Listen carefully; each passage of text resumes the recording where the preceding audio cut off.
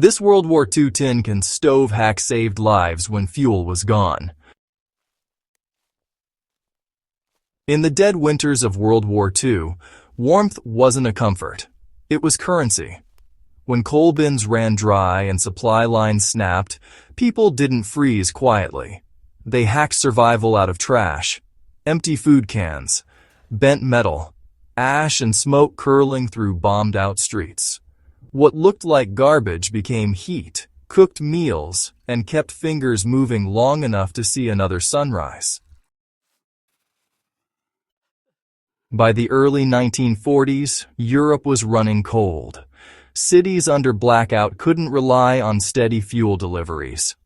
Coal was rationed. Wood was stripped from parks and fences. Anything that burned was suddenly precious. Soldiers in the field and civilians at home faced the same enemy when night fell. Cold that killed slowly. Official stoves existed, sure. Heavy iron units, military-issue cookers, solid fuel burners. But those didn't reach everyone.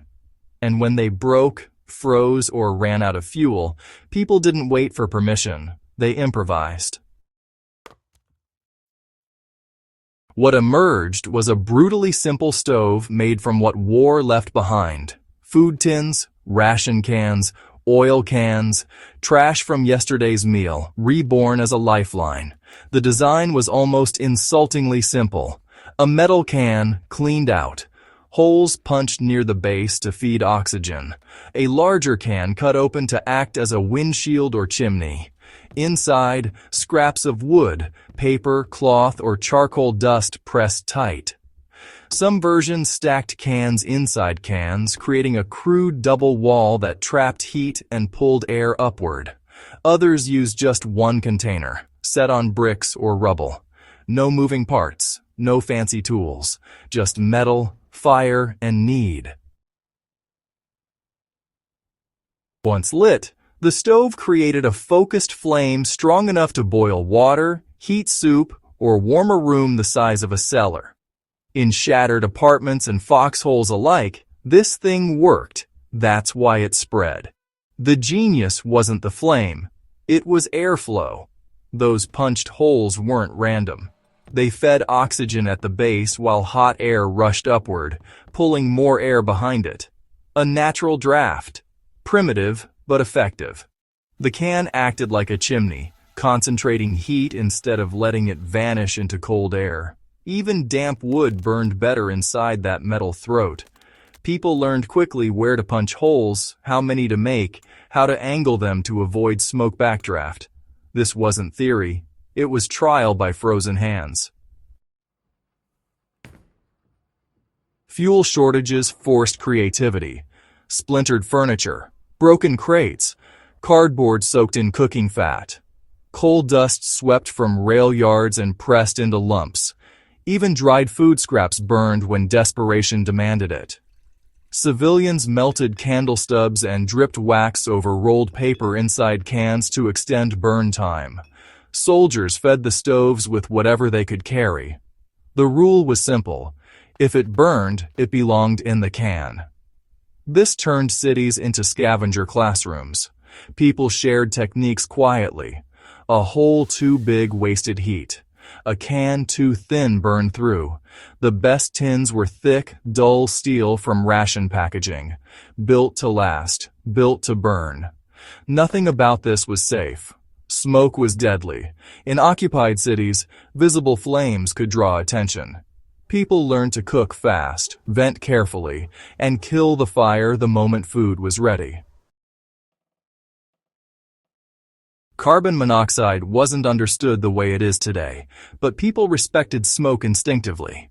Windows cracked, doors sealed with cloth. The stove was watched constantly. No one slept while it burned. Even so, this hack saved lives. Frostbite didn't care about politics. Warmth meant survival. Soldiers used similar stoves in dugouts and ruined buildings.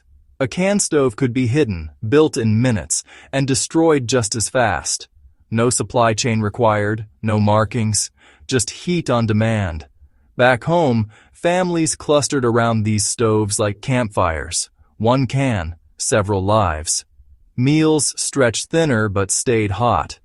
In cities bombed flat, the glow from a single tin stove meant hope hadn't been extinguished yet. This wasn't innovation driven by comfort. It was invention driven by cold fear and sharper will. Modern survivalists still build versions of this stove, not because it's clever, but because it's reliable. When power grids fail and supply trucks stop rolling, the same rules apply. Metal container, airflow, fuel, fire. The World War II tin can stove teaches a brutal lesson. Technology doesn't save you. Understanding does. Knowing how heat moves, how air feeds flame, how waste becomes resource. People didn't survive because they had more. They survived because they knew how to use less. No patents were filed. No manuals printed. This hack lived hand to hand, whispered in basements, and passed along in gestures. It never made headlines, but it outlasted the war. Long after the guns fell silent, people kept the knowledge, because winters didn't stop coming, and hardship never really leaves. It just waits. That's the kind of history worth remembering. If you want more forgotten survival knowledge pulled straight from history's coldest moments, you're in the right place. Subscribe to Survival History Unfiltered. Share this story with someone who thinks comfort is guaranteed. And remember, sometimes the difference between freezing and living is just a tin can and the will to light it.